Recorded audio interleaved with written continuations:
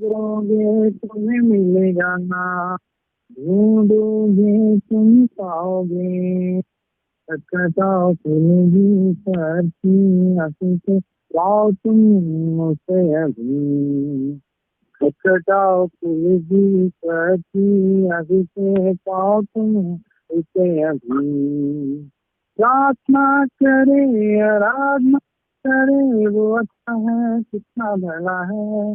Hallelujah. प्रार्थना करे आराधना करे, वो अच्छा है कितना भला है। छुटकारा पाए हमेशा, हमेशा छुटकारा पाए हमेशा।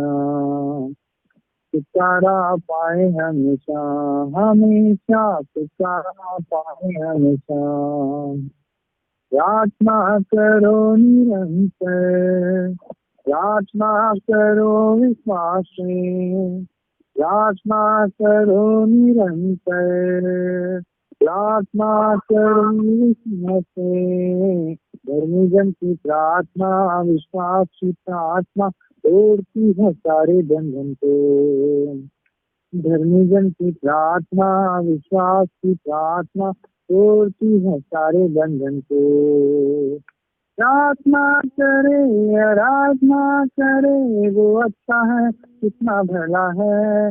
हालेलुया। प्रार्थना करे आराधना करे, वो अच्छा है कितना भला है। छुटकारा पाए हमेशा, हमेशा छुटकारा पाए हमेशा।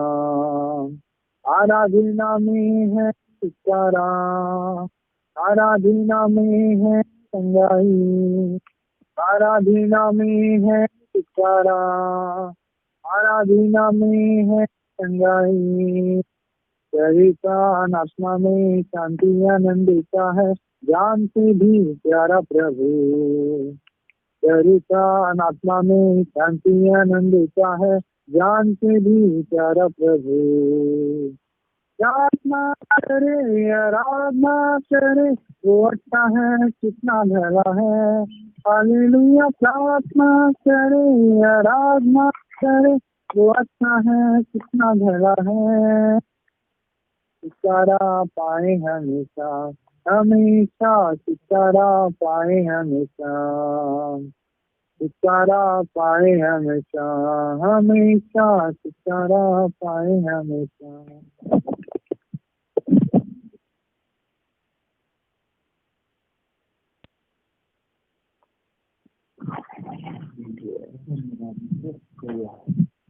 Thank you Jesus, hallelujah. धन्यवाद प्रभु, धन्यवाद, धन्यवाद यीशु, धन्यवाद यीशु, धन्यवाद यीशु, धन्यवाद यीशु।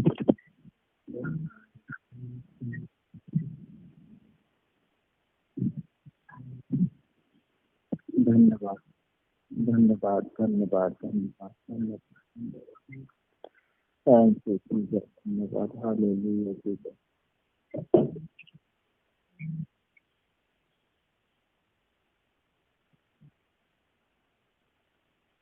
जनती जी, जनती जी,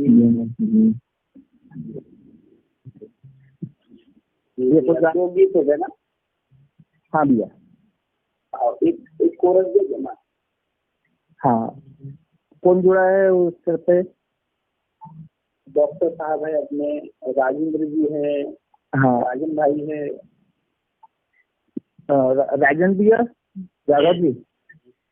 हाँ, कोरस गाइए ना। जी जी, थैंक यू जी, धन्यवाद यीशु, धन्यवाद, धन्यवाद, धन्यवाद प्रभु, धन्यवाद। आवाज आ रही मेरी? हाँ जी, सभी को जय धन्यवाद, जय मसीह जी। परमेश्वर खुदा मैं धन्यवाद करता हूँ कि मुझे फिर से अवसर दिया गया मेरे प्यारे पिता। प्रभु जी, इसी सॉन्ग के द्वारा सभी को आशीषित करना खुदावन मेरे प्यारे पिता। सब नामों में ऊंचा है यीशु नाम, सब नामों में ऊंचा है यीशु नाम, सब नामों में ऊंचा है यीशु नाम, सब नामों में ऊंचा है यीशु नाम। स्वर्ग में धरती पर, धरती के नीचे दूजा कोई नाम नहीं है। स्वर्ग में धरती पर, धरती के नीचे दूजा कोई नाम नहीं है। सब नामों में ऊंचा है यीशु नाम, सब नामों में ऊंचा है यीशु नाम। हमको ताकत देता है यीशु नाम, हमको हिम्मत देता है यीशु नाम, हमको ताकत देता है यीशु नाम, हमको हिम्मत देता है यीशु नाम। स्वर्ग में धरती पर, धरती के नीचे दूजा कोई नाम नहीं है। स्वर्ग में धरती पर, धरती के नीचे दूजा कोई नाम नहीं है। सारे बंधन तोड़ता है यीशु नाम, हमको आजादी देता है यीशु नाम। सारे बंधन तोड़ता है यीशु नाम, हमको आजादी देता है यीशु नाम।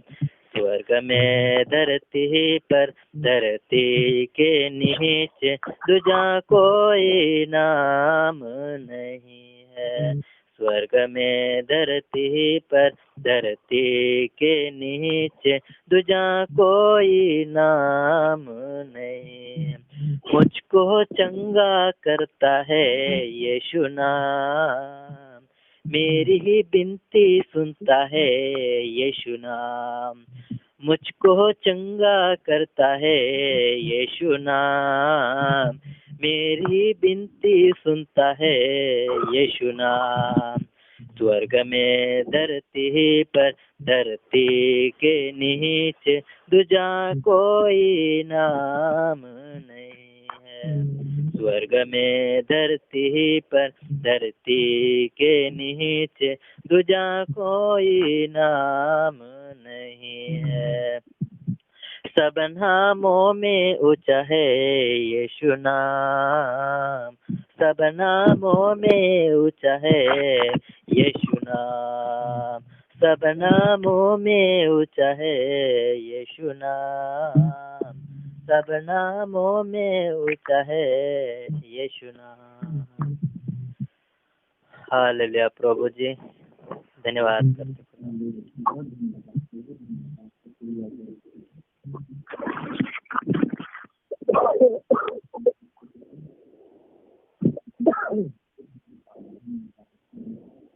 प्रभु जी तारीफ करते हैं, प्रभु जी महिमा करते हैं, स्तुति करते हैं प्रभु। इस समय के लिए सवेरे प्रभु आत्मा का जगाया, हमें ग्रहण किया, आराधना को ग्रहण किया। प्रभु हम धन्यवाद करके आपका शुक्रिया अदा करते हैं समय के लिए। प्रभु जी हम आपका धन्यवाद और धन्यवाद करते हैं। हमारे भाइयों को ग्रहण करने के लिए, आराधना ग्रहण करने के लिए धन्यवाद।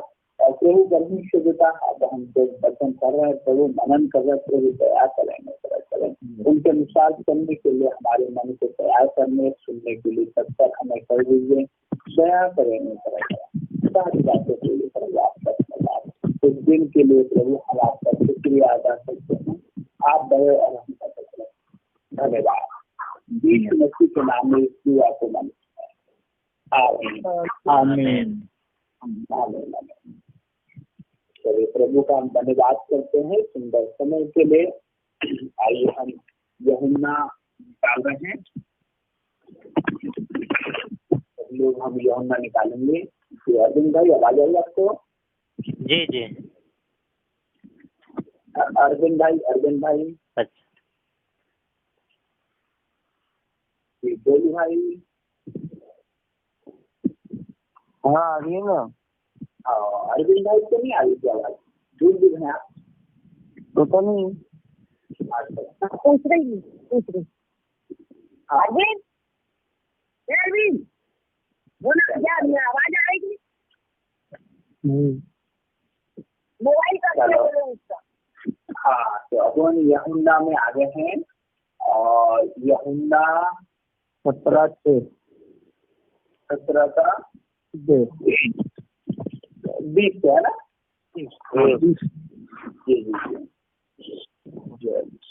जी अपन 17 अध्याय 20 वचन निकाल लेंगे जल्दी से।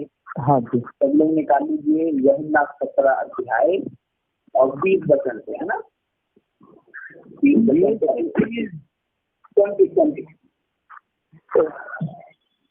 क्या नाम बोलता है?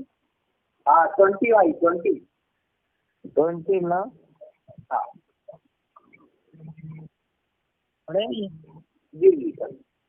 मैं केवल इन्हीं के लिए विनती नहीं करता, परंतु उनके लिए भी जो इनके वचन के द्वारा मुझ पर विश्वास करेंगे।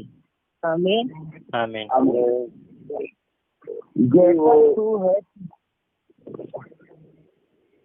जैसा तू है पिता मुझ में है और मैं तुझ में हूँ, वैसे ही वे भी हम में हो, इसलिए कि जगत प्रतीति करे कि तू ही ने मुझे भेजा।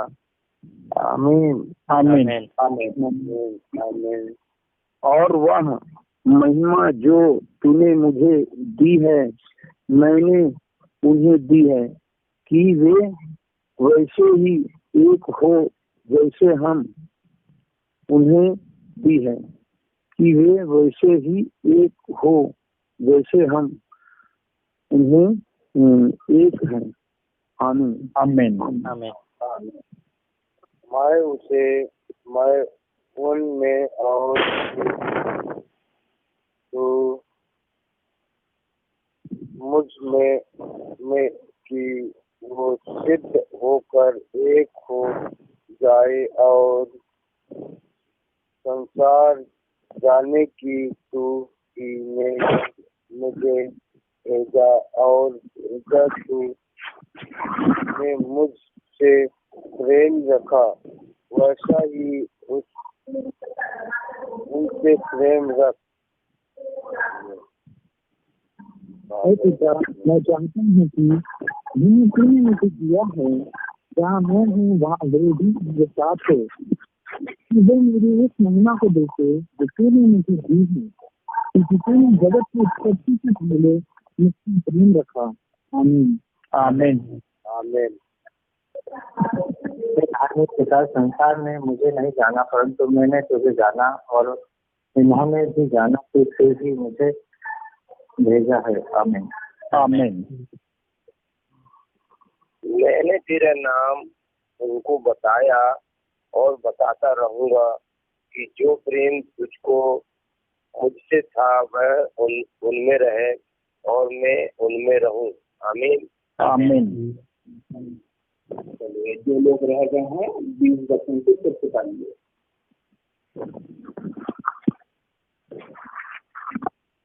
Hallelujah hallelujah.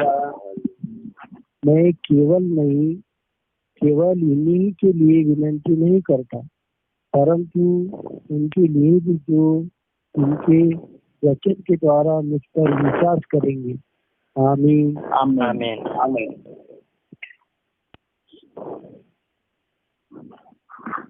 हालेलुया। हालेलुया।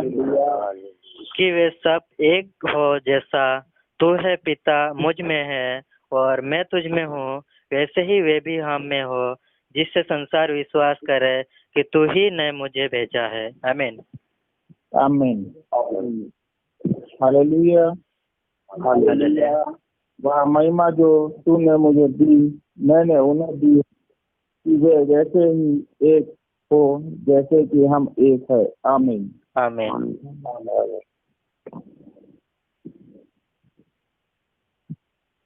जी और कोई बच्चे तो 23 वचन पढ़ सकते हैं।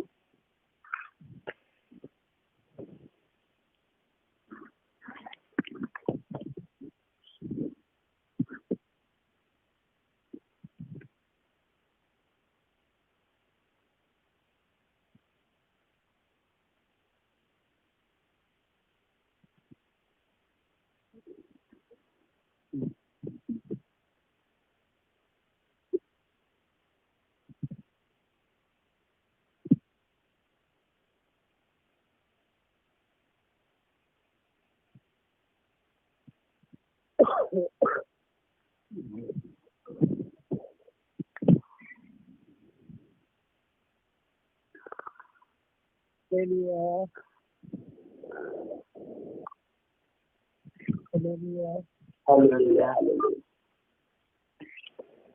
Thank you Lord.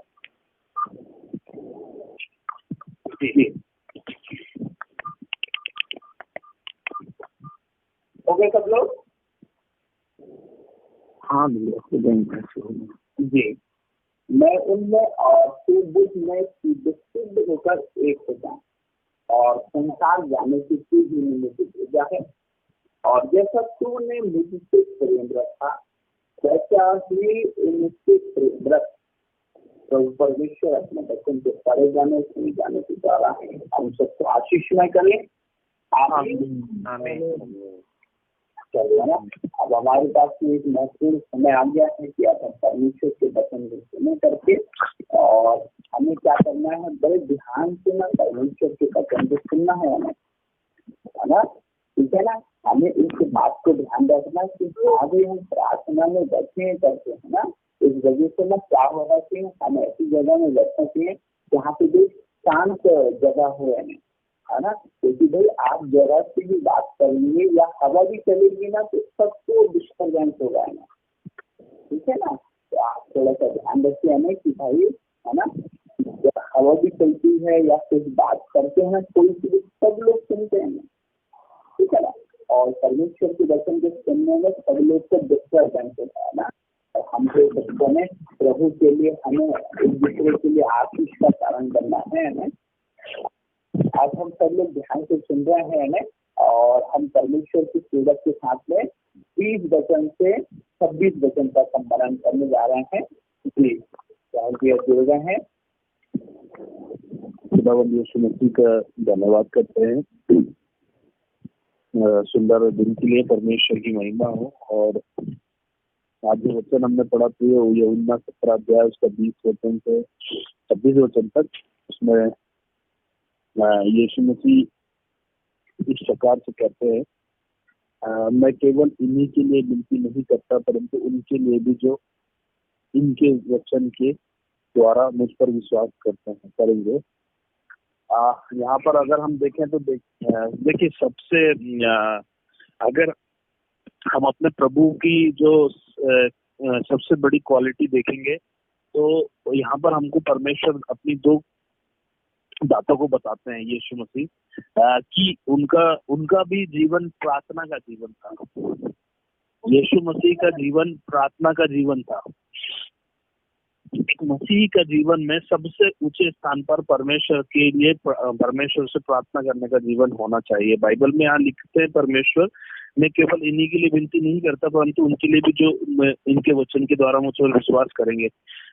दो लोगों के लिए यहाँ पर लिखा है कि परमेश्वर विनती करते हैं, प्रार्थना करते हैं। उसी के 9वें वचन में लिखा है, मैं उनके लिए विनती करता हूँ, संसार के लिए विनती नहीं करता परंतु उन्हीं के लिए जिन्हें तूने मुझे दिया है क्योंकि वे तेरे हैं। पहली चीज जिसको परमेश्वर ने यीशु मसीह को दिया है उनके लिए यीशु मसीह विनती करते हैं। और दूसरा, जिनके पास परमेश्वर का वचन पहुंचता है और वो विश्वास करते हैं उनके लिए परमेश्वर यानी यीशु मसीह क्या करते हैं, बाइबल के अनुसार अगर हम यहाँ देखें तो उनके लिए भी वो विनती करते हैं।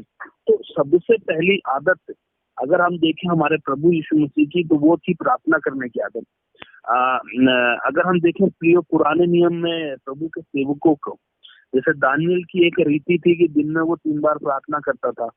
दाऊद की एक रीति थी कि वो दिन में 7 बार स्तुति करता था। राजा होने के बाद भी इतना समय निकालता था कि वो परमेश्वर की स्तुति कर सके। आदम हर शाम को परमेश्वर के साथ बैठता था संगति करने। तो ऐसे हम बहुत लोगों के बारे में, और क्या नाम से यूसुफ के बारे में लिखा है, और देखेंगे तो याकूब के बारे में लिखा है। सब लोग परमेश्वर के साथ समय बिताते थे। तो यीशु का जो सबसे बड़ा गुण था इस दुनिया में, जब वो आप देखेंगे तो भोर को उठ करके वो प्रार्थना करना, रात भर प्रार्थना करना, तो सबसे बड़ा गुण हमारे परमेश्वर का इस दुनिया में रहते थे तो वो उनके लिए प्रार्थना करते थे जिनको परमेश्वर ने उनको सौंपे थे। दूसरी चीज, जो यीशु के वचन को सुनकर उन पर विश्वास करते थे। ये सिर्फ जब तक वो जगत में रहे तब तक इसे प्रार्थना नहीं करते थे, लेकिन बाइबल में अगर हम देखें तो जब यीशु मसीह का स्वर्गारोहण हुआ और वो पिता के दाहिने ओर बैठे, तब भी बाइबल कहती है कि वो पिता की दाहिनी ओर से बैठ करके हमारे लिए विनती करते हैं, हमारे लिए प्रार्थना करते हैं। तो एक मसीह के जीवन में सबसे पहला गुण ये होना चाहिए कि उनको भी अपने एक दूसरे के लिए प्रार्थना का जीवन होना चाहिए। देखिए आज सबसे ज्यादा दिक्कत क्या होती मालूम है आपको, एक मसीह स्वयं प्रार्थना ना करके दूसरों की प्रार्थनाओं पर निर्भर रहते हैं। वो खुद प्रार्थना नहीं करेंगे, लेकिन वो क्या करते हैं कि मेरे लिए प्रार्थना कर दीजिए, मेरे लिए प्रार्थना कर दीजिए। 4 लोगों को हम मैसेज करके फोन करके क्या करते हैं, हम खुद प्रार्थना नहीं करते हैं, हम खुद परमेश्वर के सामने घुटने नहीं टेकते हैं, लेकिन हम दूसरों पर निर्भर होते हैं। ये सबसे बड़ा एक बंधन होता है, आपको पता है। आज कुछ लोगों का स्वभाव कैसा हो चुका है कि वो प्रार्थना करना ही नहीं जानते, वो करना ही नहीं मांगते, वो सिर्फ चाहते हैं कि पास्टर मेरे लिए प्रार्थना करते, कोई भाई मेरे लिए प्रार्थना करते। तो ये बाइबल में साफ लिखा है, यीशु मसीह की जो सबसे बड़ी और सबसे अच्छी आदत थी वो थी प्रार्थना करने की। अब पूरा बाइबल में उठा करके हमने देख लिया कि मत्ती, मरकुस, लूका, यूहन्ना चारों सुसमाचार में आपने देखा कि यीशु का जो आदत था वो प्रार्थना करने का आदत था।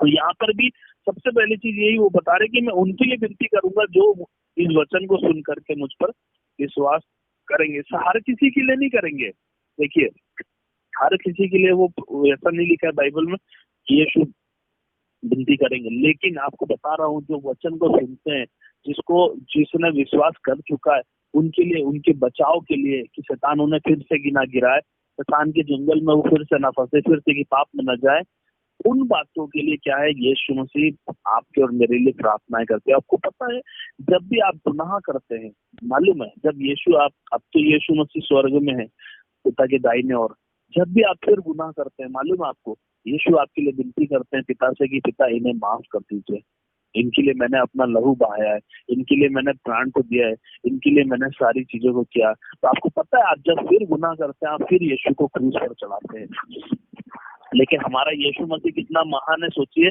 कि वो आज भी फिर आपके लिए दुआ करता है, फिर आपकी क्षमा के लिए क्षमा मांगता है, आपके लिए वो दिन रात परमेश्वर से विनती करता है कि इसे माफ कर दीजिए, इसे माफ कर दीजिए, इसे माफ कर दीजिए।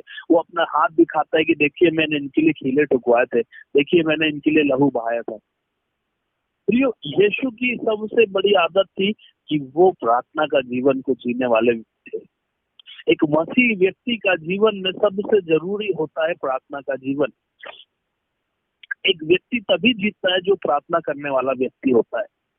आपको पता है जीत उसी व्यक्ति की होती है जो हर बात में परमेश्वर के सामने निर्भर होता है, मनुष्य के सामने नहीं। आजकल क्या हो रहा मालूम है आपको, मनुष्य के विचार के अनुसार काम करता है, बाइबल के अनुसार नहीं, ना परमेश्वर के अनुसार। मनुष्य के विचारों को ले करके वो अपने जीवन में हर एक बात को पालन करता है, लेकिन यीशु का एक आदत था कि वो हमेशा परमेश्वर के साथ अच्छा एक रिलेशन बनाते थे, प्रार्थना करते थे, हर एक बात को पूछ करके। आप देखेंगे जब पढ़ेंगे तो उसमें लिखा है कि यीशु अलग जगह स्थान पर चले जाते थे प्रार्थना करने, पहाड़ पर चले जाते थे और पिता से वो बात करते थे। ये क्या दर्शाता है? ये इस बात को दर्शा रहा है कि पिता के लिए वो एक अलग समय निकालते थे प्रार्थना का, क्योंकि उनका एक समय पिता के साथ अलग था, एक संसार के साथ अलग था। आज लोग क्या होता है कि परमेश्वर के साथ तो समय को कुछ देर, कुछ सेकंड, कुछ मिनट देते हैं और सारा समय हमारा आधा से ज्यादा तो संसार में दिखता है। लेकिन आपको यीशु के साथ संबंध बनाना है, परमेश्वर के साथ एक सही संबंध बनाना है, तो आपको एक प्रार्थना का जीवन जीना होगा। प्रिय, एक समय अलग निकालना होगा परमेश्वर से प्रार्थना करने का जीवन के लिए। आज होता क्या है, हम ऑफिस जा रहे हैं, हम जो बिजनेस में जा रहे हैं, हम फटाफट प्रार्थना करने निकल गए। ऐसा नहीं है, परमेश्वर के साथ आपको बैठना पड़ेगा कुछ घंटों, परमेश्वर से अपनी बातों को शेयर करना पड़ेगा। जैसे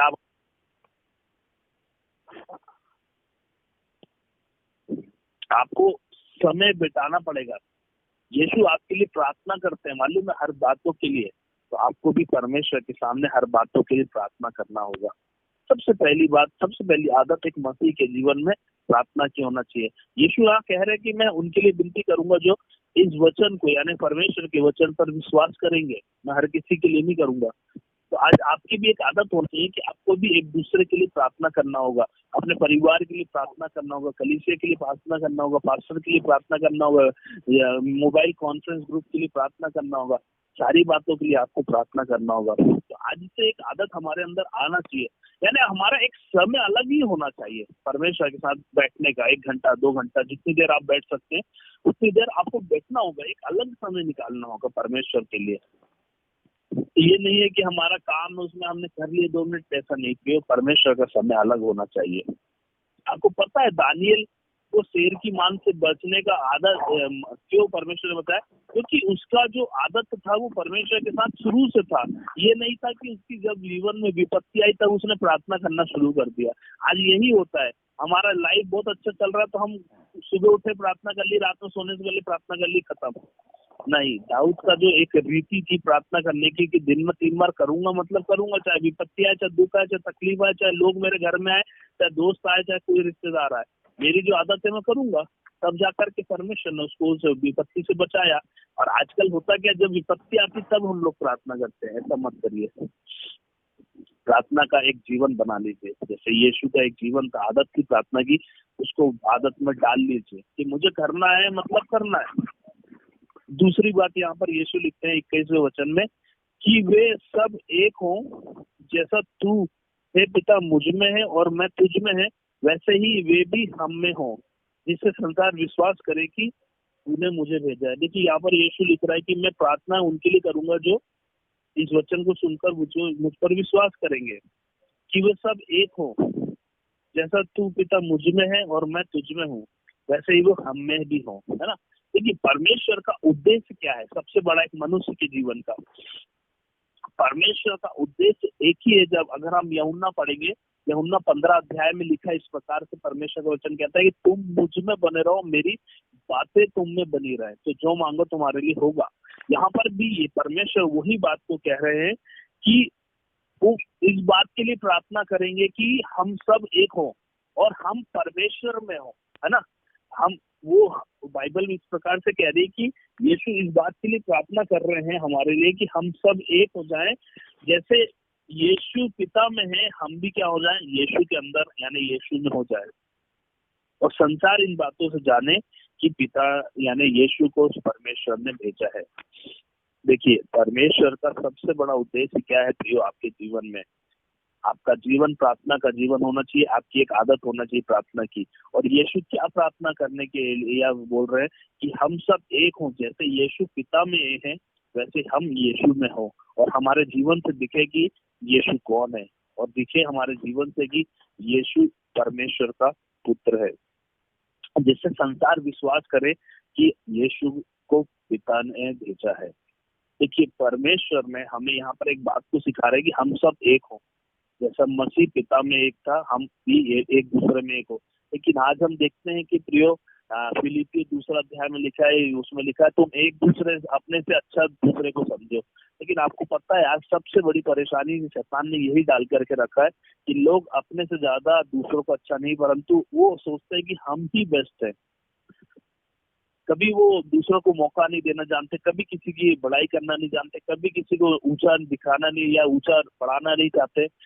एक बहुत अच्छा मैं आपको उदाहरण बता रहा हूँ, मतलब एक शब्द है एक हिंदी में मैंने लिखा था बहुत समय पहले कि लोग चाहते तो है कि आप बेहतर करें, परंतु वो ये नहीं चाहते कि आप उनसे बेहतर करें। हर मनुष्य चाहता है कि आप अच्छा करें, पर वो ये नहीं चाहेगा अंदर से कि आप उससे बेहतर कर ले। और मालूम है आपको प्रभु क्या चाहते हैं कि हम सब एक हों, जैसे यीशु पिता में थे वैसे हम भी उसमें एक हो जाए। इसलिए तो यूहन्ना 15 अध्याय में लिखा है कि तुम मुझ में बने रहो, मेरी बातें तुम में बनी रहे। आज एक होना सबसे जरूरी है, मालूम है, कलीसिया को हो, चाहे जवान भाइयों को, चाहे जवान बहनों को, चाहे कोई भी हो, कलीसिया में हम सबों को एक होना से हमारी ताकत होती है, एक होने से ही हमारी प्रार्थना सुनी जाती है, एक होने से ही हम परमेश्वर के करीब में जा सकते हैं। लेकिन पता है यहाँ पर लिखा है कि वे सब एक हों, लेकिन एक होना आज कोई नहीं चाहता। कोई अलग बचता है, कोई अलग बचता है, सबके रास्ते अलग है। हम एक प्रभु पे तो विश्वास करते हैं, लेकिन हमारे सबके रास्ते अलग है। पर परमेश्वर का उद्देश्य यह है कि हम सब एक हो, हम सब देखो जैसे यीशु पिता में थे वैसे ही हम भी उनमें एक हो जाएं। 22 वचन में लिखा है कि वो महिमा जो तूने मुझे दी है मैंने उन्हें दी है कि वे वैसे ही एक हो जैसे हम एक हैं। देखिए फिर से कि यीशु मसीह वही बात को कह रहे हैं कि जो महिमा तूने मुझे दी है वैसे ही वो भी एक हम में एक हो जाए। आपको पता है परमेश्वर ने ऐसी महिमा जो यीशु ने को दी थी, वो महिमा क्या थी? पहले के समय में हम देखते हैं कि महिमा जो होती थी वो बादल के रूप में, उजाले के रूप में दिखाई देती थी और लोग जानते थे कि परमेश्वर की महिमा आई है।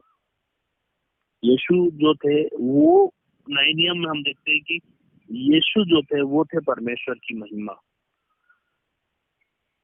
सबसे बड़ी महिमा इस दुनिया में कौन था? यीशु मसीह।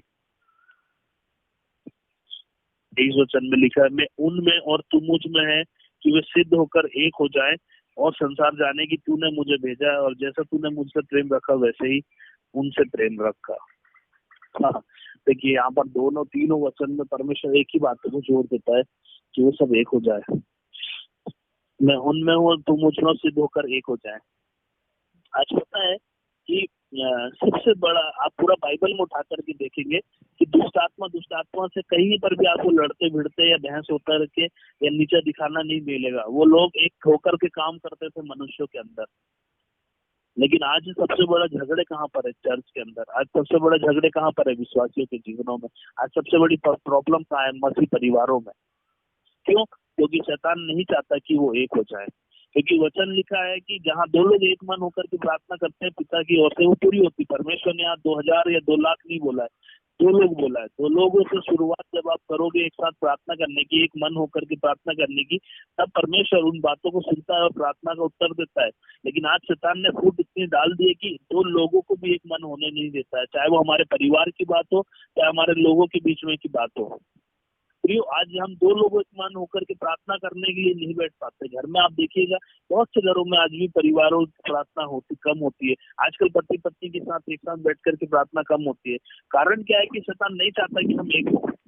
और जब हम एक होंगे, सिद्ध होकर के हम जब एक हो जाएंगे, तो याद रखेंगे कि बाइबल में बहुत से ऐसे लोग हैं जब एक साथ होकर के, जैसे जब हम देखते हैं नए नियम में कि प्रेरितों के काम में जब यीशु मसीह का स्वर्गारोहण हुआ, उसके पहले सब लोग तितर बितर रहते थे, सिर्फ 12 को छोड़ करके बाकी सब अलग थे। लेकिन वहां पर हम देखते हैं 120 लोग इकट्ठे हो गए और 120 लोग इकट्ठे होकर के एक मन होकर के जब प्रार्थना कर रहे थे, तो परमेश्वर की जो भविष्यवाणी थी वो पूरी हुई।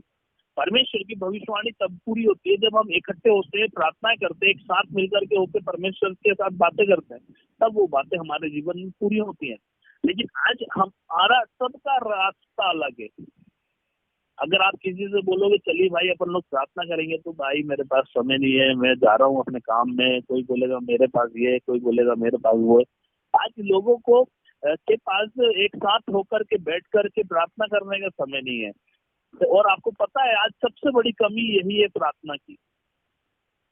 आज हम ग्रुप में बैठ करके प्रार्थनाएं नहीं करते, उपवास नहीं करते। उपवास के साथ प्रार्थना जब आप करोगे ना, आपको जीवन में, आपके लाइफ में अच्छे अच्छे मार्ग बंद हैं जो खुलते हैं। आपको पता है मेरे जब मैं साउथ में था, जब मेरा इलाज चल रहा था, वहां पर मैंने बहुत लोगों को देखा, जहाँ से हम सीखे वहां पर मैंने बहुत लोगों को ऐसे देखा जो लोग, मालूम है आपको, अकेले पहाड़ पर चले जाते थे। उनके घर के पास में दूर में थोड़ा सा पहाड़ था। वो लोग क्या करते थे, अपने साथ एक जन को लेंगे, या वो नहीं भी जाने को तैयार है तो वो क्या करेंगे मालूम है? वो उनके साथ मतलब अकेले जाते थे, पानी की वो बोतल रखते थे और कुछ नहीं, और जाते थे। और मालूम है आपको, 4-5 घंटा उपवास रख के प्रार्थना करते थे। और जब उनको सामर्थ्य उनके जीवन में अलग दिखती थी। लेकिन आज कौन कर रहा है ऐसा? आज कौन करना चाहता है ऐसा? परमेश्वर चाहता है कि हम एक हो जाएं और एक होकर के, सिद्ध होकर के परमेश्वर के साथ बात करें, परमेश्वर के साथ सही रिलेशन बनाए। यहाँ लिखा है कि सिद्ध होकर के एक हो जाओ कि संसार जाने की तूने मुझे भेजा है। देखिए, हमारे एक होने से लोग जानेंगे कि हम यीशु के लोग हैं। हमारे एक हो जाने से जानेंगे कि परमेश्वर हमारे जीवन में काम कर रहा है। हमारे एक होने से, हमारे एक मन होने से, एक होकर के प्रार्थनाएं करने से परमेश्वर की बड़ाई होती है। तो बहुत सारी बातें इनमें है कि एकता में जो सामर्थ्य है ना, यूनिटी में जो ताकत है ना वो किसी भी चीज में नहीं। आपको पता है नहम्याह जब देखा कि यरूशलेम की शहरपनाह गिरी हुई है, तब वो राजा से आज्ञा लेकर के जब जाता है यरूशलेम की शहरपनाह बनाने, तो शुरू में उसको बहुत विरोधी मिलते हैं कि तू यहाँ क्यों आया है, ये ऐसा वैसा। लेकिन मालूम है जब वो लोग इकट्ठे होकर के शहरपनाह को बनाने लगे, तो बाइबल में लिखा है 52 दिन में उन्होंने वो बना लिया, मात्र 52 दिन में। जब हम इकट्ठे होते हैं ना, कोई भी काम जो कई सालों का है वो कुछ दिनों में बदल जाता है। और हमारा इकट्ठा होना, एक मन होना बहुत जरूरी है प्रियो। परमेश्वर में हम एक आप जिस व्यक्ति से बात कर रहे हैं उन्होंने आपके कॉल को होल्ड पर रखा है, कृपया लाइन पर बने रहिए। The person you are speaking with has put your call on hold. 24 वचन में इस प्रकार से लिखा है, हे पिता मैं चाहता हूँ कि जिन्हें तूने मुझे दिया है, जहाँ मैं हूँ वहाँ वो भी मेरे साथ रहे, कि मैं उस महिमा को देखें जो तूने मुझे दी है, क्योंकि तूने जगत की उत्पत्ति से पहले मुझसे प्रेम रखा। देखिए यीशु यहाँ पर परमेश्वर पिता से क्या बोल रहे हैं कि जहाँ मैं रहूं वहाँ वो लोग भी मेरे साथ रहे। यानी परमेश्वर ने आपके और मेरे के लिए एक रास्ता, जो स्वर्ग जाने का रास्ता है, वो अपने जान को दे करके परमेश्वर ने हमारे लिए रास्ते को बनाया। और यीशु यहाँ पर पिता से कह रहे हैं कि जहाँ मैं रहता हूँ वो लोग वही उस जगह पर रहे, और वो जाने की मेरी महिमा क्या है ना। अगर हम देखें तो हमने भी कल देखा था कि यीशु ही मार्ग है, सत्य है, जीवन है, और यीशु ने कितना दुख को उठा करके उस मार्ग को बनाया। कोई भी मार्ग जो होता है प्रियो इतने आसानी से नहीं बन जाता है। हमें लगता है आसानी है, लेकिन आपको पता है एक मार्ग जो होता है वो बहुत कठिनाई से बनाया जाता है। चाहे हम संसारिक मार्ग देखें, चाहे हम स्वर्गीय मार्ग देखें, हर मार्ग को बनाने के लिए समर्पण करना पड़ता है। यीशु ने अपने इस स्वर्ग के मार्ग को बनाने के लिए अपने जीवन का समर्पण कर दिया और बोला कि मैं जहाँ रहूंगा मेरे लोग वहां पर रहें। उसके लिए उसने अपने सब कुछ समर्पित किया। क्या आज आप ऐसा करते हैं अपने लोगों के लिए, सही रास्ता दिखाने के लिए उन्हें अपने जीवन को समर्पित करते हैं? आज वालों सबसे बड़ी दिक्कत क्या है, आज लोग जीवन समर्पित नहीं करना चाहते। वो चाहते हैं हम जैसा जी रहे हैं वैसे ही जिए और लोगों को हम बताते भी जाए। ऐसा नहीं होता है प्रियो। यीशु ने अपने बहुत सी चीजों का त्याग किया। एक मसीह जीवन पाने का जीवन नहीं है, सिर्फ मसीह जीवन त्याग का जीवन भी है। आज मसीह लोग सिर्फ पाना जानते हैं, प्रभु मुझे ये, प्रभु मुझे वो, प्रभु मुझे वो। लेकिन एक मसीह का जीवन जो होता है वो त्याग का भी जीवन होता है। आपको पता है आज हम त्याग नहीं करना चाहते, लेकिन हम पाना चाहते हैं बस। यहाँ पर यीशु कह रहा है कि मैं जहाँ रहूंगा वहां ये भी रहेंगे। वो कैसे रहेंगे? जब यीशु आपके लिए जीवन को दे करके बलिदान करके स्वर्ग जाएगा, तब तो वो आपके लिए रास्ता बनाएगा, तब आप उस जगह पर जाएंगे। एक व्यक्ति के लिए रास्ता दिखाने के लिए, एक व्यक्ति को सही रास्ते पर लाने के लिए आपको भी त्याग करना होगा, आपको भी उपवास करना होगा, आपको भी प्रार्थनाएं करना होगा, आपको भी परमेश्वर के साथ समय बिताना होगा, तब जाकर के एक आत्मा बचती है। आप सोचते हैं और मैं सोचते हैं कि हमने प्रभु का वचन सुना दिए, हमने उनके लिए बस ऐसी प्रार्थना कर दी है। ऐसा नहीं होता प्रियो। ऐसा आत्मा बचने लगती तो आज हजारों लाखों करोड़ों लोग ऐसे ही बच जाते। उनके लिए बहुत समर्पण करना होता है। यीशु ने अपने जीवन को पूरा रीति से बलिदान कर दिया, तब जाकर के लोग बचाए गए। और अभी भी बाइबल कह रही कि उनके लिए वो विनती करते हैं। समर्पित जीवन होना चाहिए। अगर आप चाहते हैं कि वो लोग भी स्वर्ग के रास्ते पर आ जाए, तो बाइबल में लिखा है कि उन्हें झपट करके आग से निकालने के लिए। आग से निकालने का मतलब क्या है? उनके लिए आपको भी त्याग करना होगा। 25 वचन में लिखा है, धार्मिक पिता, संसार ने मुझे नहीं जाना, परंतु तूने मुझे जाना है, और इन्होंने भी जाना है कि तूने मुझे भेजा है। मैंने तेरा नाम उनको बताया और बताता रहूंगा कि जो प्रेम तुझको मुझसे था वह उनमें रहे और मैं उनमें रहूंगा, है ना। देखिए यहाँ पर परमेश्वर आखिरी वचन में बताते हैं 25 और 26 में कि संसार ने मुझे नहीं जाना, और आज भी संसार यीशु को नहीं जान रहा है, परंतु जिसका नाम परमेश्वर ने यीशु को दिया था, यीशु ने उनका नाम हमारे जीवन में। आपको पता है आप ऐसे ही नहीं चुने गए हैं, आपका नाम दिया गया था यीशु मसीह को कि ये व्यक्ति के ऊपर परमेश्वर का नाम को प्रकट करना। आप ऐसे ही चलते फिरते नहीं, आपकी चीज किसी ने बता दी और आपने विश्वास कर लिया। परमेश्वर का पहले से योजना थी आपके लिए कि आपका नाम, आपके जीवन में परमेश्वर का नाम प्रकट हो। यहाँ साफ लिखा है, संसार ने मुझे नहीं जाना, परंतु तूने मुझे जाना, और इन्होंने भी जाना कि तूने मुझे भेजा। और आगे जब आप पढ़ोगे पहले वचनों में लिखा है कि मैं उनके लिए विनती करूंगा जो वचन सुन के विश्वास करेंगे, और उनके लिए जिसने जिन्हें तूने मुझे दिया है। इसका मतलब परमेश्वर का पहले से प्लान होता है कि इस व्यक्ति के जीवन में परमेश्वर का नाम प्रकट होगा।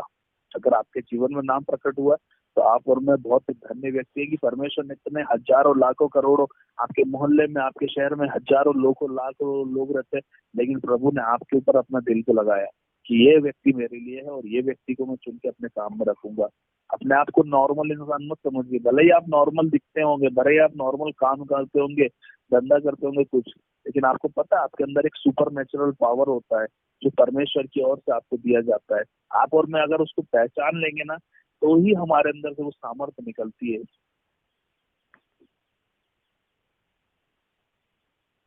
ये प्रभु ने अगर चुना है तो वो कुछ असाधारण बनाने के लिए हमको चुना है।